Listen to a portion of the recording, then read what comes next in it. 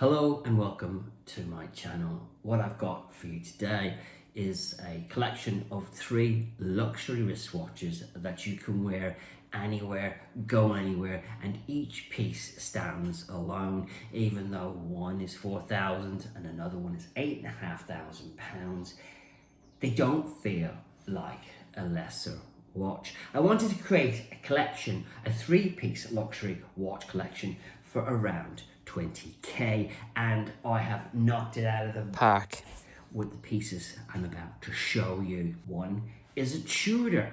I have always wanted to have a Tudor in my collection, and after I purchased 15, I am not making this up, this is my 15th Tudor, I finally found the perfect one. So if you're looking for a Tudor, look no further. Brenny has wasted thousands of pounds on finding the right one. I've always wanted to have a Panerai in my collection, and again I agonized over this Panerai.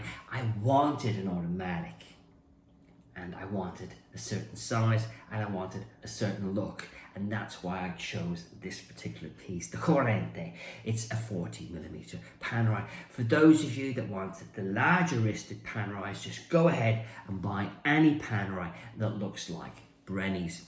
But don't pay full MSRP, and don't buy a Panerai pre-owned. Trust me, even Panerai can't tell the difference between a real and a fake Panerai. Another reason for buying a Panerai from an AD such as CW Sellers is you get an 8 years warranty with the watch, and they are open to do discounts, and I didn't pay full MSRP for this piece. The Tudor, I got it pre-owned and I saved a ton of money, and my Explorer, I also got that pre-owned and I also saved a ton of money. Full disclosure, I have a 1 in 1 out rule, and for the Panerai I got rid of my Peter Blake, and for the Tudor I got rid of my Peter Blake, and for the Rolex I got rid of my 60th anniversary Bond. I did. I just went off the watch. I think it was just too thick. It just didn't feel right on the wrist anymore, and I was just keeping it for the sake of keeping it. If you do the math, you'll see that my 1 in 1 out rule has slightly failed, but it's, nothing is ever written in stone. 3 in, 2 out, that's a very good percentage. Don't you agree, guys? In case the wife's watching. Right. What I'm about to show you is very subjective. 2 pieces I'm going to tell you you've got to buy them. The Rolex is up to you, guys. Any Rolex is good, any modern Rolex is good. If you decide, no, I don't like the Polar Explorer, I like the Datejust, then go ahead and buy the Datejust. Doing the math on this 20k collection, this watch, this Tudor Black Bay 41, I went for the burgundy because I have quite a few watches. You could go for the mono just as easily on the 5-link bracelet. I got this for £2,700 pre-owned. New, it's 4k. You're mad if you buy a brand new Tudor.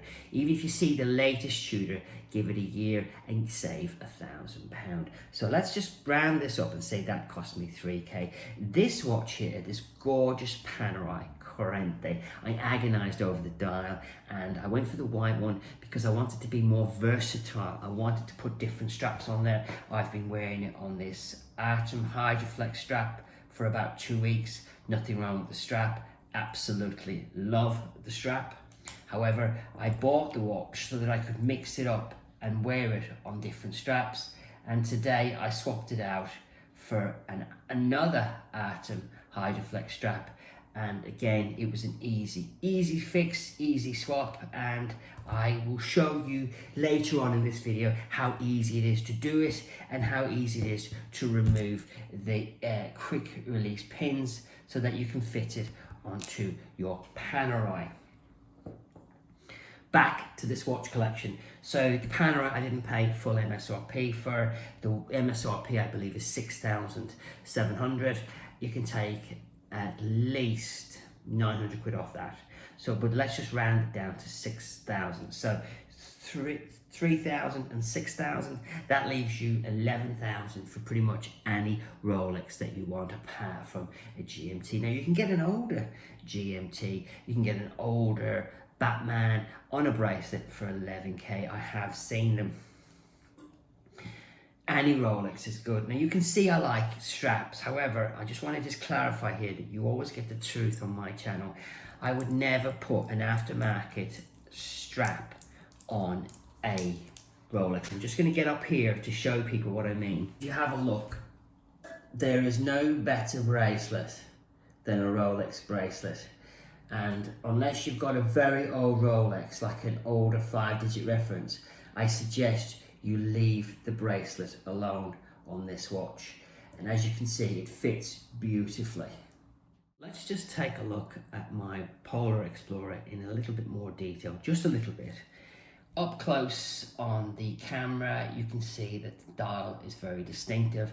I wasn't overly fond of the arrowhead tip on the 24-hour hand. I thought the orange color was a little bit naff, and then after owning the watch and seeing that the wording Explorer 2 is in the same color, it actually contrasts and suits the watch. It's got a date function, it's got the Cyclops, and it is a 3-day power reserve, and I believe it is 150 meters water resistance. It's got the line under there. It could be 10 bar. It's either 10 bar or 15 bar. I'm sure somebody in the comments would like to point that out to Brenny, but this is not a technical video. And again, I just really like the watch. The best part of the watch, the lume. The indicets and the hands are incredible. It's incredible. It's an incredible loomed watch. Very legible and just looks great on the wrist. What I also like is the bracelet having no polished center links. It also has the option to extend the bracelet by pulling it out. It's just a really nice watch, guys. You won't go wrong with a Polar Explorer. If you're only having one Rolex in the collection, don't overlook the Black Explorer.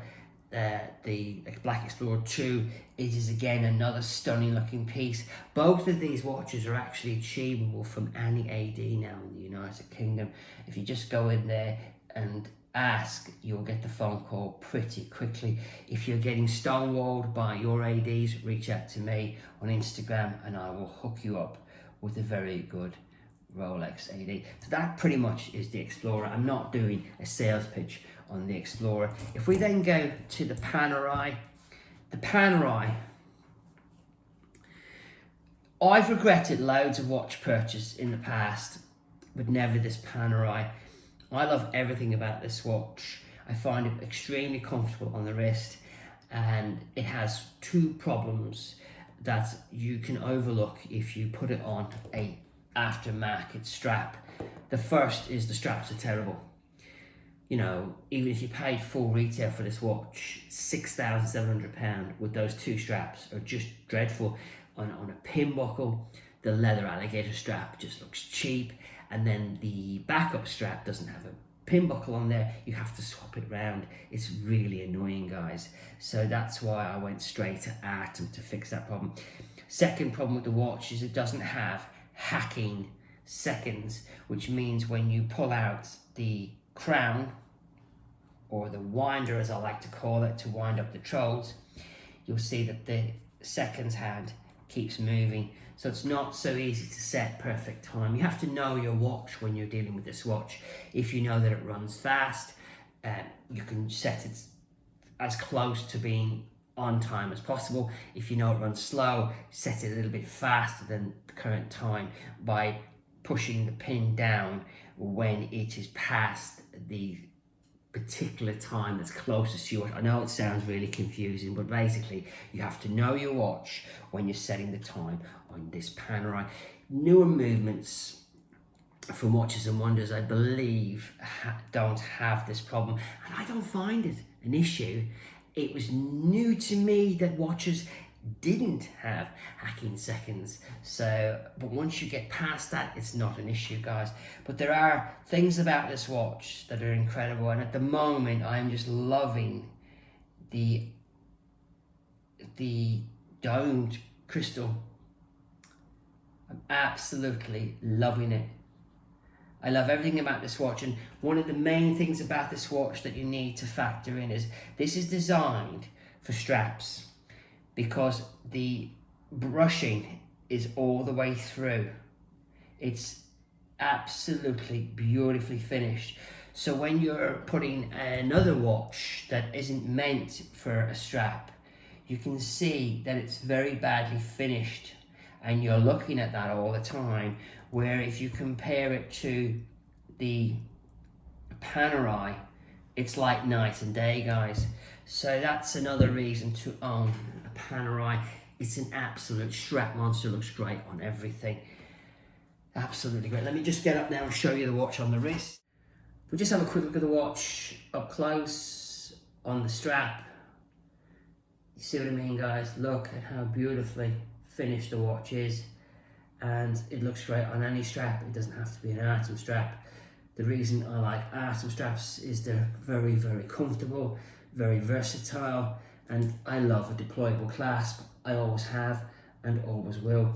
That is the Panerai. Let's move on to the last watch, which is the Tudor. And I was very careful with this collection to put you 3 pieces from 3 brands: Tudor, Panerai and Rolex. Tudor are famous for the snowflake hands. The only issue with this watch, from an aesthetics point of view, is I would have preferred if the indices were square instead of round. But you can't have everything in life perfect, guys. I went for the burgundy because I have multiple watches and I wanted a point of difference. If you've only got the budget for one watch and you've got a budget of 3K, go straight to this, get it on the 5 link and get the mono, which is the black, and you'll be very happy while you're building up the savings to get yourself a Panerai, and then you're building up your savings to get yourself a Rolex. Funny thing is, sports watch, dress watch. Panerai actually refers to this as a dress watch, when really I would call them all sports watches. So if you want a dress watch in the collection, that is a dress watch. However, you might want to go with a different Rolex, a more dressier Rolex. Let's say a Yachtmaster. A Yachtmaster is 10,500 and you can get that watch from an AD2. Right, back to why this watch is not a lesser watch. It just isn't, guys. It's a lovely watch. It's extremely comfortable. It's extremely accurate because this watch is META certified. The Panerai isn't META certified. I got lucky with my one. It keeps very good time. The Rolex is not META certified. It's certified through Rolex, which is plus minus 2 seconds a day. And with META, you're guaranteed 0 to 5 seconds plus a day. It's very good for the money. For 3K pre-owned to get a META certified watch within warranty is incredible, guys. What else can I say about this watch? It's a lume monster. Out of all the watches I own, that's got the best lume. You don't have to charge this watch. You can literally go to bed and you can, at any point in the night, you can tell what time it is. You won't be able to see the lume here, guys. It's in daylight. But the Tudor is the best. I know for a fact you don't have to charge the Tudor. You literally just wear it all day and you can wear it through the night. At 5 AM in the morning, even in pitch dark, it is extremely legible. It's unusual to get a watch that legible. Just to give you some contrast, I have an OP41 and there's no way I could tell the time on that watch at 5 AM in the morning. A little tidbit for you, I did struggle with the lume on all of my Omegas. Another tidbit for you, even though Panerai is famous for their lume and their sandwich dials, this is a much better lume than the Panerai, believe it or not. The water resistance of the 3 watches, 200 meters, 100 to 150 meters and 100 meters, but I found out recently that Panerai are tested far greater than their advertising.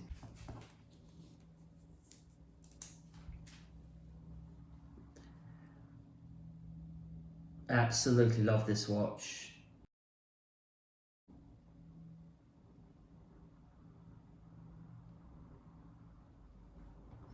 Collecting watches is very subjective. All I can do is give you some advice.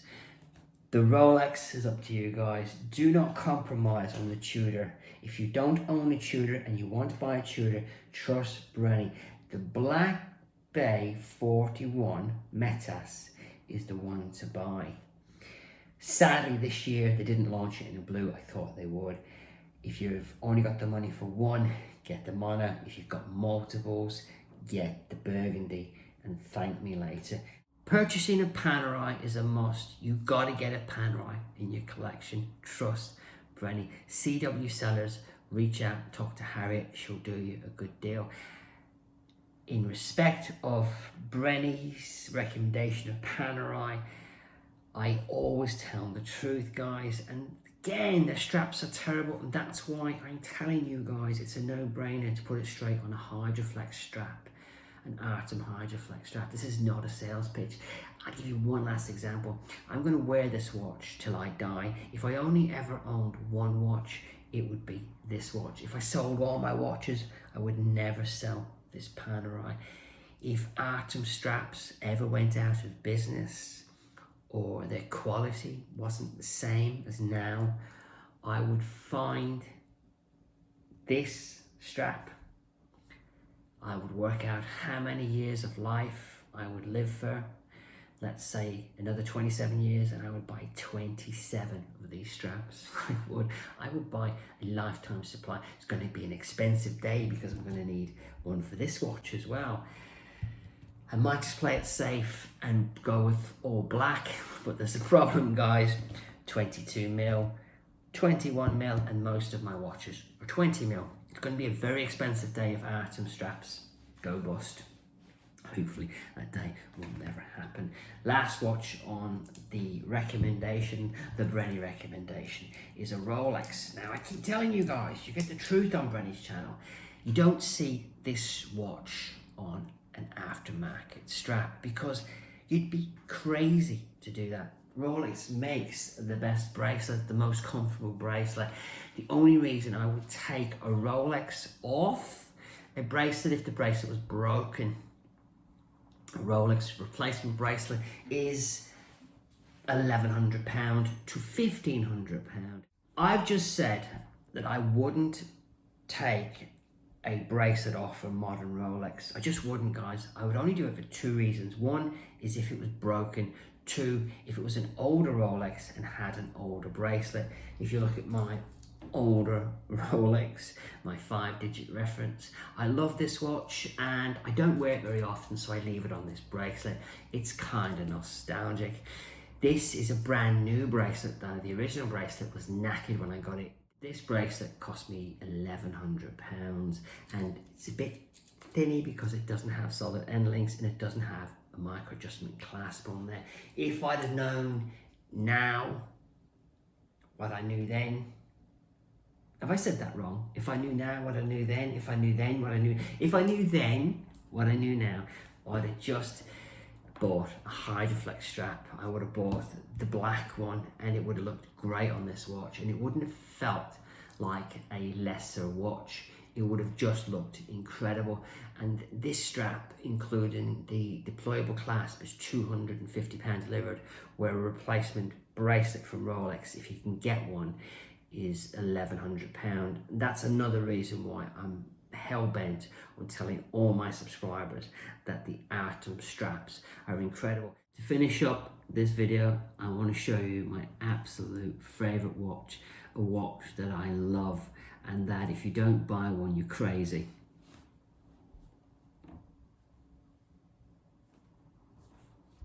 Thanks for watching.